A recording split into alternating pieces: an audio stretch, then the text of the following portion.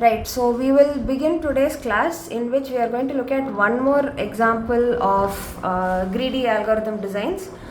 So we're going to look at this example called Huffman encoding. But before we go there, I would like to make one point clear.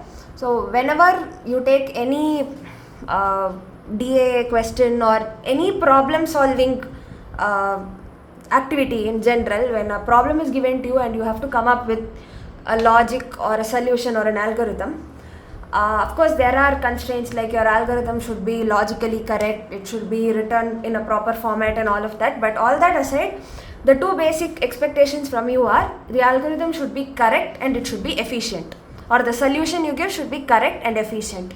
By correct, I mean that it should give you the right answer for every possible test case.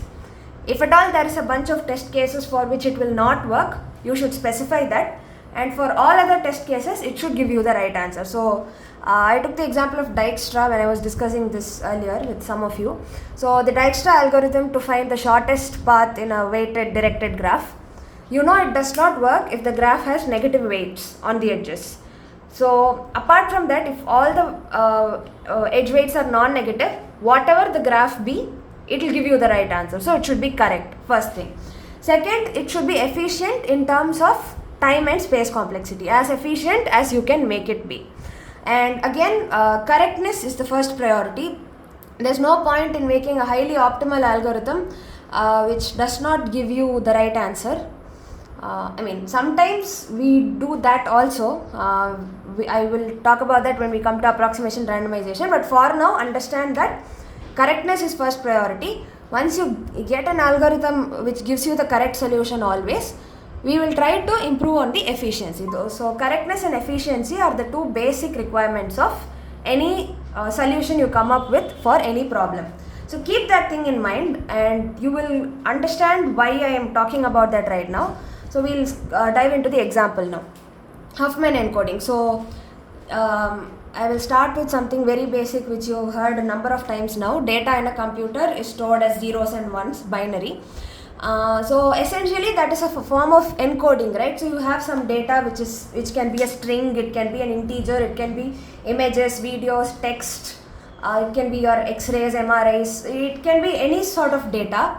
But ultimately when you feed it into a computer, you are mapping it to another system of representation where it is just made up of zeros and ones.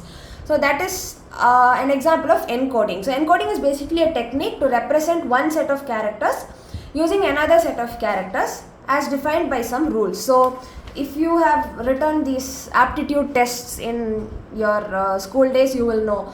So if ABCD is represented as 1, 2, 3, 4 and XYZ is represented as 25, 26, 27 in a specific language, then how do you represent the word CAT? That kind of question. So for every letter, there is a mapping which tells you this letter corresponds to this number. There is a formula or some rule of some sort. So you figure out that rule first, and then for whatever letters are given to you, you will apply that rule and you will get the number. Or for whatever numbers are given to you, you will apply the reverse of that rule and you will get back the letters. That is encoding, decoding. So, and in your computers, this is used in data compression, your zip files, JPG files, secure transmission of data, your encryption, sending of messages in a secret way and all of that. This encoding helps. Now, it is important for the compression to be lossless. So when I say encoding, so there is some message first of all, or some string or some data which is going to be encoded and sent to another person. And then there is this rule or mapping which is what I am going to follow to do the encoding. So what I will send is the encoded message, not the original message, but the message which has been converted to the new set of characters, the encoded message. And this mapping information, this corresponds to this corresponds to this, some formula or some rule, I will send it across. So the receiver at the other end will use that mapping information. They will take the encoded message, they will reverse that mapping, they will get back the original message and they will understand what I am trying to convey. So that is how communication by encoding works, right? That is how, that's the whole idea of encoding. So it is important that this encoding should be lossless, or this conversion from character set X to character set Y should be lossless, meaning I am doing some encoding, I'm sending some data across. The person at the other end is going to decode. They should get back exactly what I had intended to send them. There should not be any ambiguity or any miscommunication which results in the other person ending up with a different message. So there should not be any loss of information. So this is one important point in encoding. So what are we going to do in this class is we are going to come up with our own encoding technique. Why? There are a lot of encoding techniques already. So ASCII being one of the most common, I'm sure you are familiar with this. So for every character there is a 7-bit binary string. So this is very popular, it is used in a lot of places. I'm sure you are familiar with the ASCII codes, and I'm sure you have worked with them in your Python and all of that. So this is one very popular encoding scheme which we have. Then why do we need to come up with our own scheme?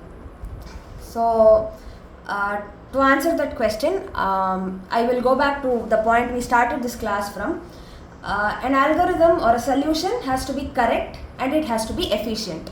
Now you look at this ASCII code, it is correct in the sense that it has a specific set of rules, and you can look up the rules on the internet or in a book. So if I have some message I want to convey to you, I look up those rules and I encode the message and I send you the numbers, the zeros and ones or whatever. You can look up the same rules, you can do a reverse translation, and you can get back exactly the message which I had intended to convey to you. There is going to be no ambiguity because the rules or the mapping is defined very clearly.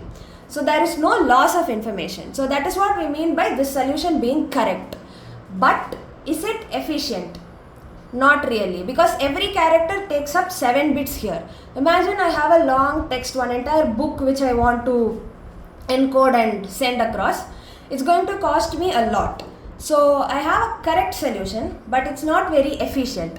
So I want to try and come up with my own encoding scheme which is correct as well as efficient. So that's what we're going to try and do in this example.